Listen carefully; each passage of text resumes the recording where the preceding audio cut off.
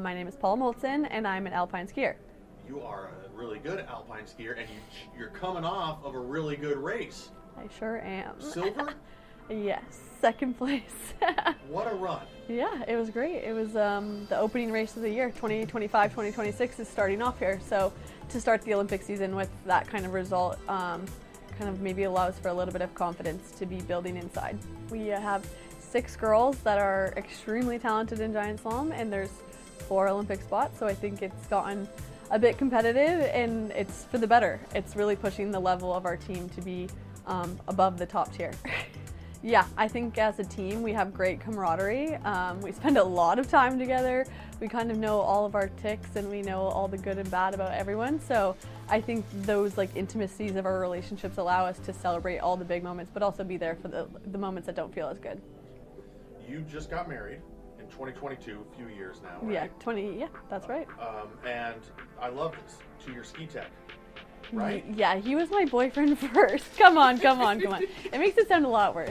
We've been together since 2013. We met when we were 16 and 17, and he was a ski racer as well.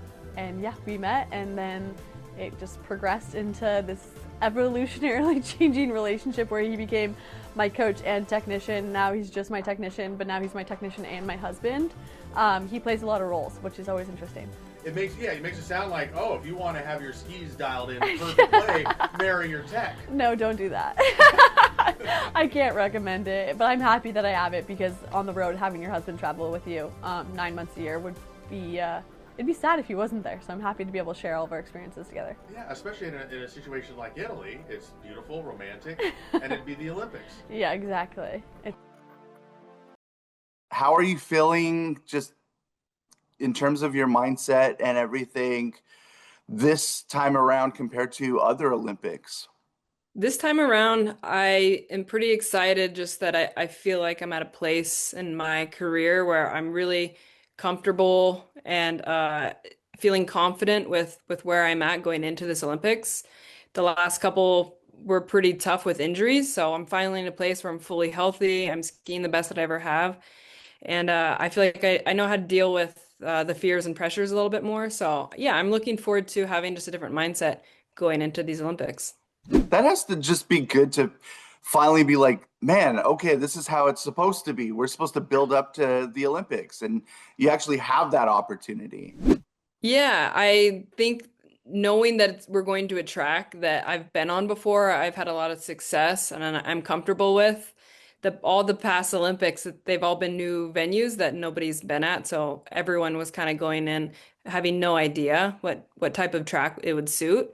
And yeah, this is a great track. It's finally a place we're all in Europe. We're used to these tracks, and Cortina is an amazing venue. So I'm absolutely so excited to get to a place where I know I have done well, and it's a place that everybody enjoys. So I think it's going to be an Olympics for women's downhill that will have a lot of excitement to it.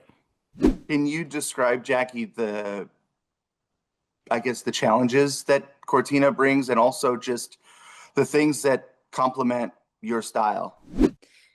For Cortina, it's one of the most traditional speed tracks for women's alpine. It has a lot of fast, open, sweeping turns with a ton of terrain, and it shows a little bit of everything that makes a great downhill, and I think that's what's so special about it. It is a classic track for us. It's the one that everyone looks forward to the most. And I think it suits my style really well because it has a lot of terrain, and I think that's one of my strengths, as well as more open sweeping turns that are really flowy. And I think when I'm skiing well and confident, when you're in that rhythm, everything can come together really well. And I just think it's such an exciting track to watch as well. So it's going to be one going in with confidence now that I feel like I can really make an impact this Olympics. How does the selection process work in terms of, obviously doing the downhill, but having multiple events under your belt? How does that work, and what are you preparing for? Going into this Olympics, downhill was my main priority. It still is. It's where I have the best chance. And what's really exciting too is now we have a team combined where we've never had that before, where we have a downhiller and a slalom skier paired up for one run each. So that's kind of cool to have the patriotism as well. I'm really excited for that event. We did it for the first time at World Champs last year, and it was really cool. So that'll be another one to really look forward to. I might be doing the Super G at the end of the week as well. So that could be a great way to just kind of cap my last Olympics. I don't know if I'll do that yet. My main focus is the downhill and combined, so we'll go from there. But yeah, I'll just be excited to take it all in and give it my best, whatever events I do. I mean, you kind of dropped that bar in there. This is it, huh? Yeah, I think so. I mean, if at the last Olympics, I would have never thought that I would be going to another one at 33. So never say never, but I'm pretty confident that this will be the last Olympics. How does it feel to say that? It's sad, but I also feel very fortunate that I've been doing this sport for so long. I started skiing at 2, started racing at 5, and now I'm 33. This is going to be, I think, my 13th or 14th year on the ski team, my fourth Olympic team. So I feel extremely fortunate that I'm still doing it and that I've gotten to explore the world ski racing with my friends. I feel, yeah, I'm in a place where I think I'm ready for the next chapter too, but I'm also trying to absorb every day and give it my best for as much longer as I'll be doing it.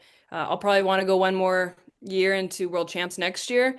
But as far as the Olympics, I'm definitely going to give it my best, but also just try to enjoy every little moment and soak it in. It's been a hell of a ride, and the twists and turns on your journey have just been remarkable. Um, when you start to reflect a little bit, just what has this journey been like, and to get that fourth opportunity is pretty wild. Yeah, I feel extremely grateful. I mean, thinking back to, I think when I first met you, I was just bright-eyed, brand new to the team and just trying to take it all in. And it's cool now after, all the injuries that I've talked with you along the way, coming back from what I never thought really would be easy to come back from. And it wasn't, but it makes all these moments later so much more worth it. I think I'm just proud of the perseverance over all the struggles over the years with injuries and not letting that define me, but really just trying to work hard and believe in myself again to get back out there.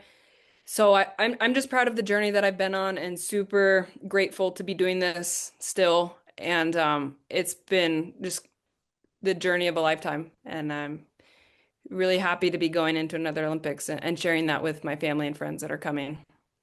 You segued beautifully into that, and where I wanted to go was just asking you about your support system, obviously in Oregon, and your family and friends, but also your teammates. And I mean, even going back with Lindsay and seeing all this kind of come full circle, this has all got to be pretty cool. Can you just elaborate on all of that? Yeah, it's been really cool to be a part of 2 generations of women's speed skiers. When I came up onto the team, every one of the girls the year before had been on the podium. So I learned so much from all of them. And now I feel like I'm in a veteran role where I'm trying to help the younger girls and bring them up as well. We have a really strong team right now. Everybody's skiing super well and pushing each other and really building each other up. I think when we're all having fun, we do well as a team, which is really exciting. And having Lindsay back, I mean, it kind of feels like no time really left. She was gone, obviously retired for 6 years, and when she came back, we were all kind of like, no, like that can't be. But then she gelled right back in, and it really felt like a full circle moment for me, like no time had passed. And it's just incredible what she's doing and all the memories I've had with her from, years ago. I learned so much, and having her back, she really elevates our team and makes it so that everyone's pushing each other and we're trying to kind of build as a group together. So it's really inspiring to be a part of this team. Yeah, and it seems like you guys have a really good connection, like overall with the entire team. It's cool to see like all the pictures and stuff like that. You don't always get that, especially at the highest level. We definitely try to have fun with it. I think in sports, when you gel as a team, you really build each other up and try to um, grow and evolve as a team to the success everybody pushes each other. And I think we're a really good example of that. We go in trying to beat all the other nations and we work together on and off the hill. We're always giving each other reports, trying to encourage and support one another. We're always waiting around and to make sure everybody knows the plan and if things adapt. We're really trying to be there for one another. I think that's really special. And it really shows because the whole team, I feel like, is pushing each other and building and doing better and better every day together. Having success on the podium and this year, most recently, I mean, how does that impact confidence and just trying to go after a medal or go after a podium? Like, how do you, what is your mindset like in terms of goals? Like, do you put it out there? Like, where are you at with that? I think you, as an athlete trying to be the best that you can, you have to have so much belief in yourself, even if it's hard to fully grasp. And like, you almost need to like gaslight yourself into believing that you can do it. Because if you don't have that faith that you can go out and be the best any given day, you're not going to be. We're going into a place I've had a lot of success, so that helps my confidence a ton. I'm skiing the best that I ever have, so that gives me some great confidence as well. And I think anything can happen on any given day. We're all skiing really well, but going to a place where I've had two podiums, I'm really comfortable with that venue. I love that track. I think it's all going to come down to if I believe in myself and I'm confident and really just skiing without too much pressure on myself, then there's no reason I can't be on the podium. And I need to really fully believe that and give that confidence in myself. What's that feeling like? How do you describe it when you're going, when you're in your mode, when you're in your element? Can you just describe what it's like?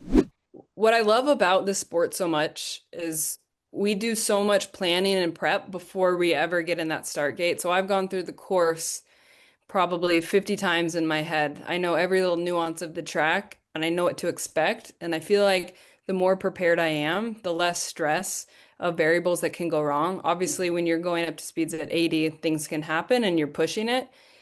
But I feel like you get that bit of confidence knowing if you have the plan set, you've gone over it in your head, once you get in the starting gate, you can have that feeling of not as much pressure and knowing all you have to do is go out and give it your best and push, push, push. And I think that's a really cool feeling of when you're in that flow state on the track of you've rehearsed it so many times in your head. So really you're just going through it one more time and trying to adapt the little things along the way. Just having the opportunity to represent Oregon. We've got a few Oregonians that will be out there. Just how special is that to put the USA on again and to be able to represent your home state and your hometown? I feel super fortunate that I was born and raised in Portland, Oregon. Being from the Northwest, I feel like has just given me a love for the outdoors that I'm so appreciative of.